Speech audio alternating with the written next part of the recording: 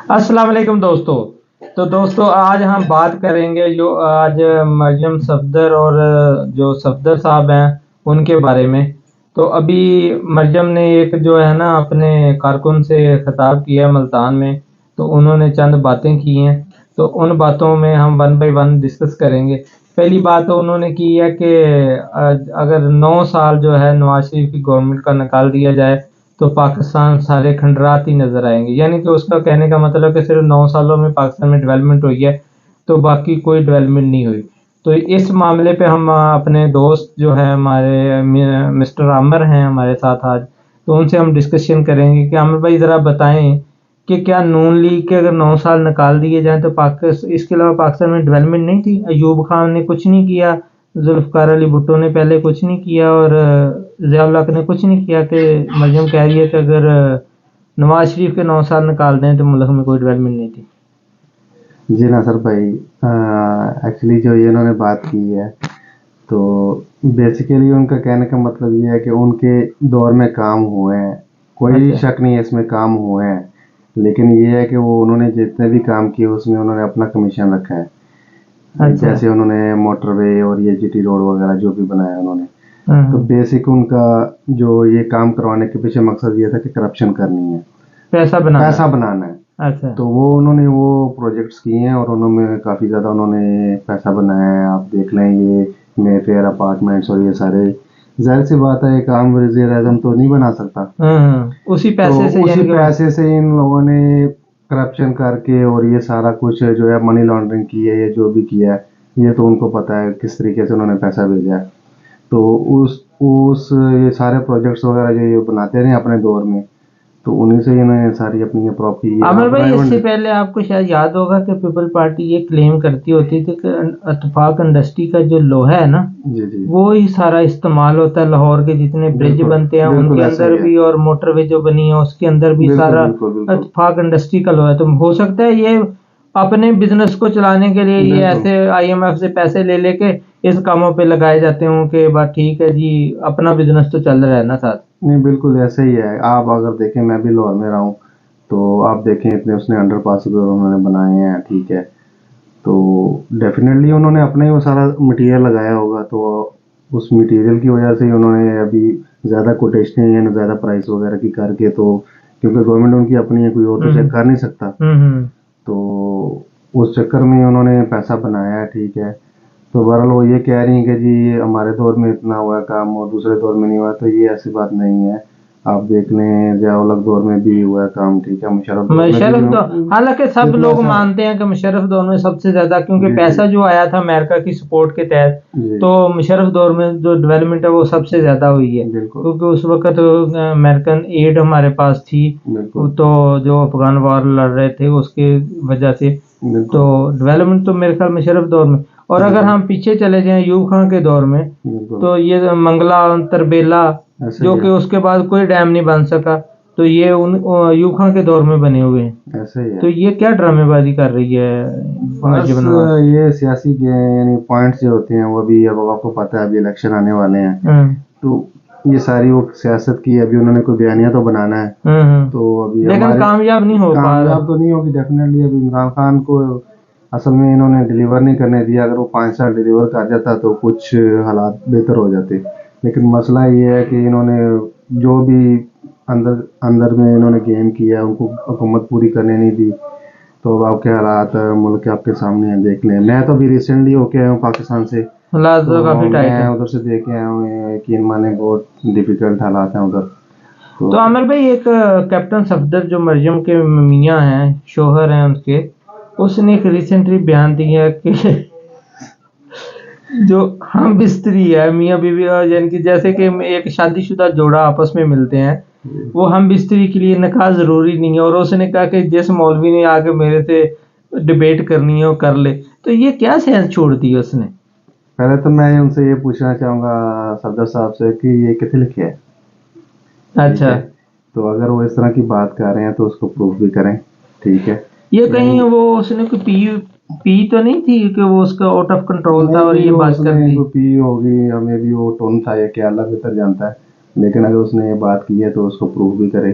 और जैसे वो नहीं, मीडिया उसने पे प्रूफ क्या करना है, ये तो कि गैर इस्लामिक बात की, बल्कि मोरालिटी बेस, कोई भी रिलीजियस इसको लॉ नहीं करता, वो मोरालिटी के अंगेंस्ट है ना नहीं, उसने। एक्चुअली वो मीडिया में बड़े आराम से वो लोग बता रहे थे कि जी मैं ये बात कर रहा हूँ, मैं इसको प्रूफ भी करूंगा, और मैं मेरे से कोई अगर आलम मुजाहरा यानी मुनाजरा करना चाहता है तो मैं उनको भी दावत देता हूँ। अच्छा।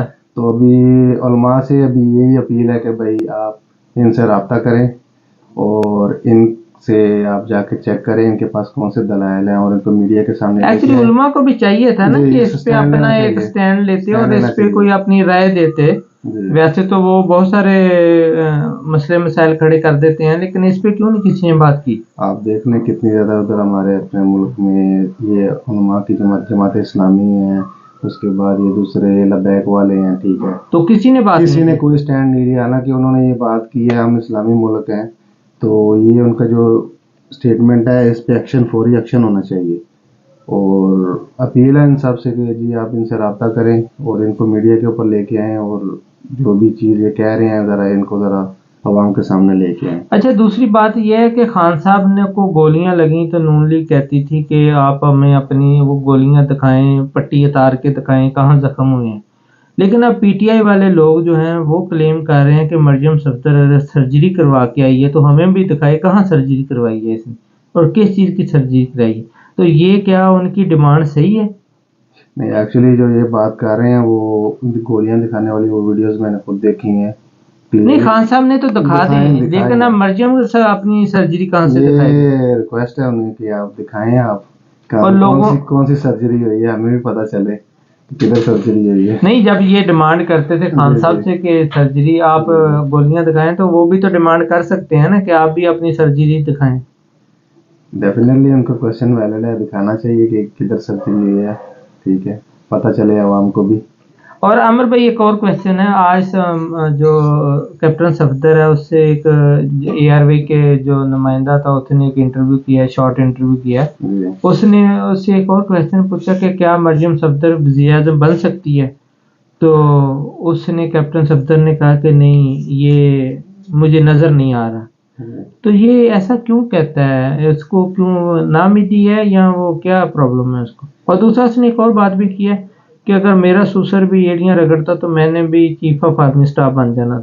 तो अगर सोचें ये चीफ ऑफ आर्मी स्टाफ बन जाता तो मुल्क का क्या बनता? आप क्या वैसे कहेंगे इस पे? वैसे जो उसने ये बात की है वजीर आजम बनने वाली, वो तो उसने सही बात की है, वो वजीर आजम नहीं बन सकती। अच्छा। तो दूसरी बात जो उसने की है आर्मी चीफ बनने की, तो अगर ये आर्मी चीफ बन जाता तो फिर अल्लाह ही हाफिज था मुल्क का। हालांकि एक तो कहनी नहीं चाहिए जी जी पब्लिकली, जी, लेकिन उसका इसने तो पहले ही रिटायरमेंट ले ली थी वो, क्योंकि इसकी शादी होगी और इसने। ऐसे ही है। तो असल में बात यह है कि उसको पता था कि वो इतने कैलिबर का नहीं है, तो इसलिए टाइम से वो आर्मी से आ गया है। तो अमर भाई, कंक्लूजन ये है कि आप सिर्फ फाइनल ये बताएं कि मरियम नवाज वज़ीर आज़म बन सकती है कि नहीं बन सकती, और इसका कोई कंपटीशन है खान साहब के साथ?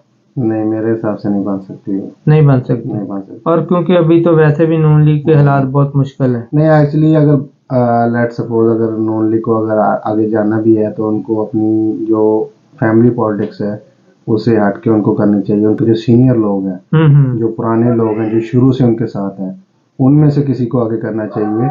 अगर तो कोई प्रॉपर अपनी जो है कन्वे करते हैं अपनी, यानी लेट सपोज अगर उनको पंजाब में अगर गवर्नमेंट मिलती है तो अगर कोई डिलीवर करते हैं इन फ्यूचर, तो उसमें ये है कि अपनी पार्टी में से किसी सीनियर जो है उनको आगे करें और खुद पीछे हो जाएं।